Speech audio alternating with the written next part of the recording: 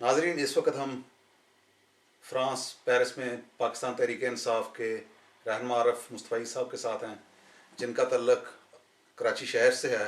तो आज उनके साथ होने वाली नशिस्त कराची के अंदर जो खून खराबा और अफरा तफरी है उस हवाले से करेंगे।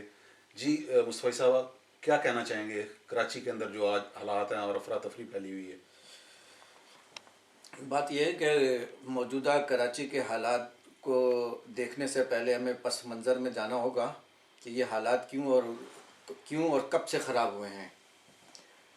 1987 से मुतवातिर जो है कि कहते ये हालात जो है कि कहते वो ख़राब होते चले जा रहे हैं। उससे पहले कराची के अंदर ऐसा था कि वहाँ पर हर कौम के लोग वहाँ पर रोज़गार के लिए आते थे। रात को 2 बजे 3 बजे 4 बजे ख़वातीन जाएँ या मर्द जाएँ, किसी को कोई छीना झपटी लूट मार वगैरह किसी किस्म की कोई ऐसी चीज़ नहीं हुआ करती थी।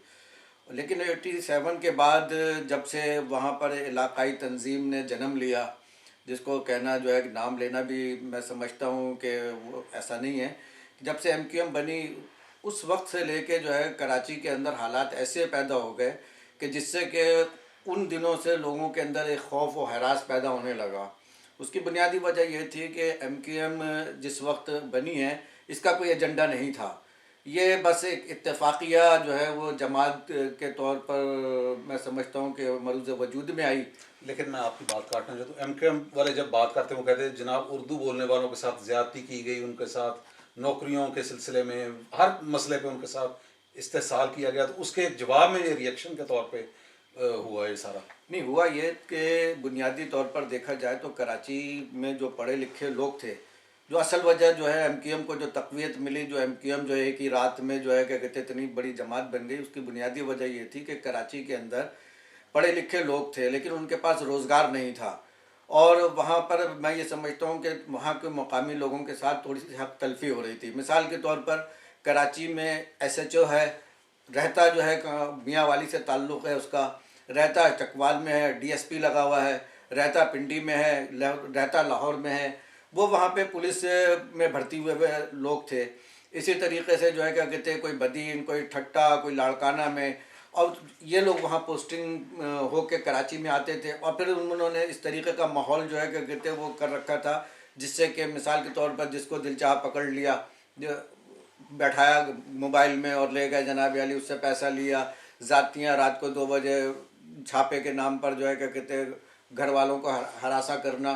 फिर वहाँ पर जो एक ट्रांसपोर्ट माफिया थी वो ऐसी थी कि अगर टिकट के लेन देन में ज़रा सा कोई झगड़ा होता तो 10-20 गाड़ियाँ जो है वहाँ रुक जाती। ये मेरी अपनी आंखों का देखा हुआ है।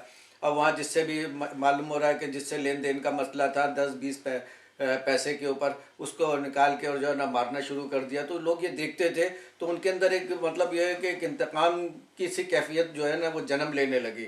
तो बिलाखिर उसको जो लावा था वो तो फटना था। वो इस सूरत में फटा कि अल्ताफ़ हुसैन ने जब कौमियत का नारा लगाया तो कौम उसके साथ जो है वो चल निकली। लेकिन इसके ताने बाने तो कुछ लोग कहते हैं कि पीछे से बने हुए, जब ये किसी मुल्क में टैक्सी चलाते थे तो उधर से जाए ये नाजल हुए हैं पाकिस्तान में। क्या कहेंगे आप? नहीं नहीं, ये सिर्फ मैं ये समझता हूँ कि अफवाह है। क्योंकि अल्ताफ़ हुसैन जो था इसने जो है क्या कहते APMSO बनाई थी तलबा तंजीम, और इसने कराची यूनिवर्सिटी के अंदर जो है क्या कहते अपनी ये तहरीक का आगाज़ किया, जिस पर जमीयत वालों ने इसके ऊपर जो है ना काफ़ी जो है वो तशद्दुद भी किया। लेकिन यह कि ये कंटिन्यू चलता रहा। लेकिन जो असल इसका जो मकसद था ये उससे हट गया। अब मिसाल हुकूक़ की बात थी तो हम भी जो है, मैं भी उर्दू बोलने वाला हूँ, लेकिन मैं कभी MQM के नज़रियात से मुत्तफ़िक़ नहीं हुआ। क्योंकि ये तरीक़ा नहीं है कि अगर हम अपने हुकूक़ के लिए जो है कि कहते हैं मज़दूर को मारें, दूसरे लोगों को जो है नफ़रतों की भेंट चढ़ाएं।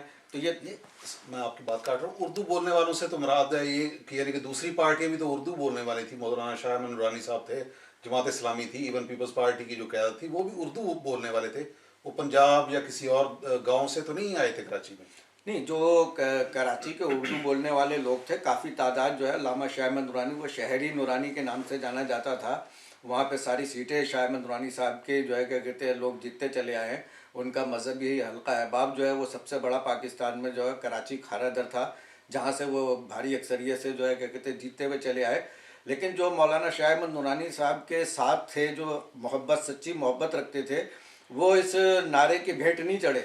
یہ وہ بھیڑ چڑھے جو عام ووٹر ہوتا ہے، جس کو ہم جو ہے اردو میں بھیڑ چال بھی کہتے ہیں ووٹر کو، یہ وہ لوگ تھے، وہ اس کے اندر آ گئے۔ کوئی اس کے اندر ایسے بھی تھے کہ ٹیکسی چلا رہا ہے، کوئی جناب کپڑے کا کاروبار کر رہا ہے، کوئی نائی ہے، کوئی قصائی ہے، مختلف طبقہ فکر کے لوگ جو ہے اس کے اندر اس جماعت کے اندر آئے۔ اور جب اس جماعت کے اندر آئے تو پھر وہ جو ہے کیا کہتے ہیں اپنا، چونکہ وہ تربیت تھی نہیں، تعلیم تھی نہیں، اور جب انہوں نے جو ہے کیا کہتے ہیں الطاف حسین نے پھر قومیت کے خلاف برملا جو ہے، اخبارات گواہ اس بات کے کہ برملا جو ہے تقاریریں کی، تو لوگوں کے اندر ایک یونٹی پیدا ہوئی، اور وہ اس کے اندر جا کر جو ہے ایم کیو ایم کے پلیٹ فارم پہ وہ جمع ہوئے، اور بالآخر جو ہے کیا کہتے ہیں جو کچھ ہوا وہ آپ کے سامنے ہے۔ تو اب یہ کل پرسوں سے پھر یہ پیپلز پارٹی کے ساتھ علیحدہ، اور یہ پتہ نہیں 10ویں 12ویں دفعہ ہو رہا ہے کہ الگ سے اپوزیشن میں بیٹھنے کے مطابق، کیا سمجھتے ہیں آپ اس کو؟ اور تحریک انصاف کا اس بارے میں کیا نقطہ نظر ہے؟ بات یہ ہے کہ یہ ایک ابھی نہیں ہے کہ یہ 2013 کی بات نہیں ہے۔ اگر ہم ماضی میں جائیں تو 1988 کے اندر یہ جو ہے کیا کہتے ہیں اپنا پہلے پیپلز پارٹی کے ساتھ بیٹھے، پھر اس کے بعد اپنے مفادات کے لیے میاں صاحب کے ساتھ بیٹھے، پھر ہر جماعت کو چھوڑ کر اور پھر دوسری جماعت میں جو حکمران اقتدار میں ہوتی اس کے ساتھ یہ ٹچ ہو جاتے۔ اس کی وجہ یہ کہ ان کے اندر جو ہے کیا کہتے ہیں وہ سیاسی سمجھ بوجھ نہیں ہے، کیونکہ یہ تو کچھ ان کے پارٹی کے جتنے لوگ ہیں، کوئی بھی کسی پارٹی کے اندر ایز اے کارکن بھی کسی نے کام نہیں کیا۔ اب 40 سال کی عمر میں، 45 سال کی عمر میں، 50 سال کی عمر میں کوئی آدمی جا کر کسی پارٹی کو جوائن کرے اور فوراً وزیر بن جائے تو اس کا یہ مطلب تھوڑی ہے کہ وہ سیاسی آدمی ہے۔ وہ اتفاقیہ جو ہے کہ کہتے ہیں وہ لیڈر بن گیا۔ سیاسی آدمی تو دریاں بچھاتے ہیں، ہم نے شاہ احمد نورانی صاحب کے ساتھ دریاں بچھائی ہیں، حاجی حنیف طیب جو وزیر تھے انہوں نے دریاں بچھائی ہیں، کتنے ایسے لوگ ہیں، حافظ تقی مرحوم وہ دریاں بچھاتے تھے، وہ منسٹر بنے۔ تو ان کے اندر ایک ٹھہراؤ ہے، ان کی گفتگو کے اندر ایک آپ کو جو ہے کیا کہتے ہیں مثبت چیزیں نظر آئیں گی، تشدد کا کوئی عنصر نظر نہیں آئے گا۔ یہ پولیٹیکل لوگ تھے، اور یہ پولیٹیکل لوگ جو جہاں پہ بھی جاتے ہیں وہ اپنے تجربے کی بنیاد پہ کامیابی حاصل کرتے ہیں۔ یہ پولیٹیکل لوگ نہیں تھے، اور یہ جو ہے کیا کہتے ہیں اب ایک نہ ایک آدھ دن تو جو ہے کیا کہتے ہیں ان کے اوپر آپریشن ہونا ہے، آج نہیں ہوگا کل ہوگا، کیونکہ اتنے قتل کراچی کے اندر اب تک نہیں تو نہیں میرا خیال 30-35 ہزار آدمی مارا جا چکا ہے، اور 30-35 ہزار آدمیوں میں 30-35 آدمی بھی نہیں پکڑے گئے تو یہ المیہ نہیں ہے تو اور کیا ہے؟ اور آج نہیں تو کل تو اس کا جو ہے کہ کہتے ہیں وہ حساب ہوگا، اللہ کی عدالت بھی ہے، اللہ تعالیٰ بھی دیکھ رہا ہے کون سچ پر ہے کون نہیں ہے۔ تو یہ دوسروں پہ کہتے ہیں لیاری گینگ وار، فلاں سیاسی پارٹی دہشت گرد ہے، تو کیا کون ہے پھر؟ نہیں، اصل بات یہ ہے کہ یہ تو لیاری کیونکہ ایسا حلقہ ہے کہ وہاں پر ایجوکیشن تو ہے نہیں بالکل، اور وہاں پر جو ہے کیا کہتے ہیں جوا، اور جو ہے کیا کہتے ہیں جوئے کے اڈے پلس جناب علی، وہاں پر جو ہے کیا کہتے ہیں اپنا ہیروئن کا کاروبار، یہ پورے کراچی میں اس ایریے کے اندر جو ہے وہ نمایاں طور پر ہوتا ہے۔ لینڈ مافیا کے لوگ وہاں پر موجود ہیں، وہاں پہ بے روزگاری ہے، وہاں پر اب ان بے روزگار نوجوانوں کو جو ہے کیا کہتے ہیں وہ اس طرف مائل کرتے ہیں کہ تم اس کو مارو گے تو اتنا ملے گا، اس کو مارو گے تو اتنا، ریٹ مقرر ہے۔ تو اس طریقے سے وہ ریٹ مقرر ہیں، تو پھر وہ تو ظاہر ہے جہاں بے روزگاری ہوگی وہاں پہ اخلاقیات بگڑیں گے، وہاں پہ کرپشن ہوگی۔ اب وہاں پر جو ہے کہ کیونکہ ایک ایسی ایک مافیا رہتی ہے جو ہر کام کرنے کے لیے تیار ہے، تو اس علاقے کے اندر جو ہے کہ سے لوگ جو ہے کہ کہتے ہیں نکل کے شہروں میں دوسرے جگہ پر ٹارگٹ کلیم کرتے ہیں، اور وہ جو ہے کہ کہتے ہیں باقاعدہ پیسے لیتے ہیں اس کے، اور اس کے اوپر آپریشن ہونا چاہیے۔